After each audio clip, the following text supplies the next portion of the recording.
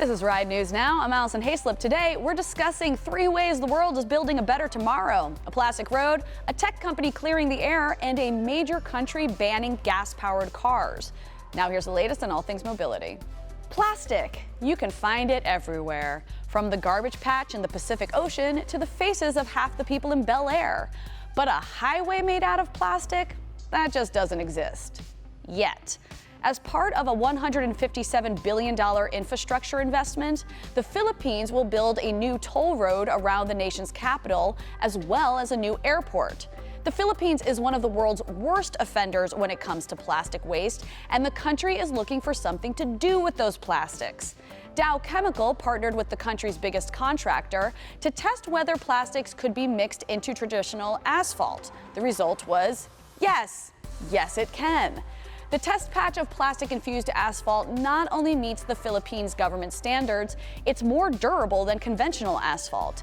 If this plastic road experiment pans out, it could solve some major world problems. Let's clean up the garbage patch, people! Big tech company Microsoft announced it will be carbon neutral by 2030. Wait, actually it says it will be carbon negative by 2030.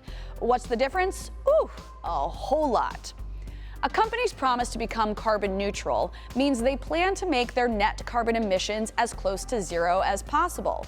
Carbon negative, on the other hand, means the company actually sucks more CO2 out of the air than it produces. Reaching a carbon negative status is very difficult, so much so that only one country in the world has been able to do it: Bhutan. Which is sort of ironic when you read it, because Bhutan is spelled a lot like the fossil fuel butane. So, in summary, if we were living in the 80s and there were still smoking sections at restaurants, some dude would be walking through Bennigan's taking huge gulps of air to suck up all of the secondhand smoke you didn't realize was slowly killing you. And that dude is Microsoft. In 10 years. Such a good dude. The United Kingdom also just made a big move in its efforts to reach net zero carbon emissions by 2050. UK Prime Minister Boris Johnson announced last week that starting in 2035, Great Britain will ban the sale of new internal combustion engine cars, including all gasoline, diesel, and even hybrids. He then called all the automakers in the room a bunch of great supine protoplasmic invertebrate jellies before stomping out in a fit of rage. Okay. I may be exaggerating that last part. Diesel vehicles have been a prime target since Volkswagen's emissions cheating scandal. Paris, Madrid, Mexico City, and Athens made pledges to ban diesel cars from their cities over the next 4 years. But no other nation has made as bold and sweeping a pledge as the UK has.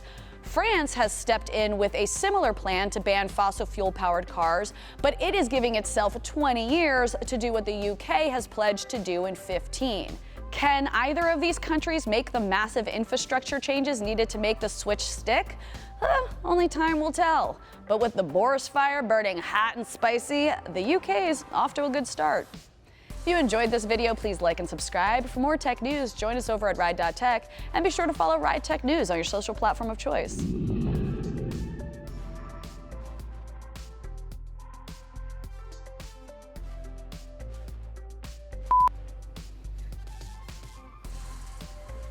So, in summary, if we were living in the 80s and there were still smoking sections at restaurants, some dude would... Sorry. Squeep. Phil, I don't... Note to Phil. Note to Phil. Bleep swears. Bleep swears. For the love of God, Phil, bleep swears. Is it weird that I said the good start? It is. Yeah. It is. Should we go back? I'm gonna let it go. That's just right at the end. I can do it again. It's like I named it a TV show. Thanks for watching. If you like what you see, please like and subscribe. Also, head to Ride.Tech for stories, reviews, and more news.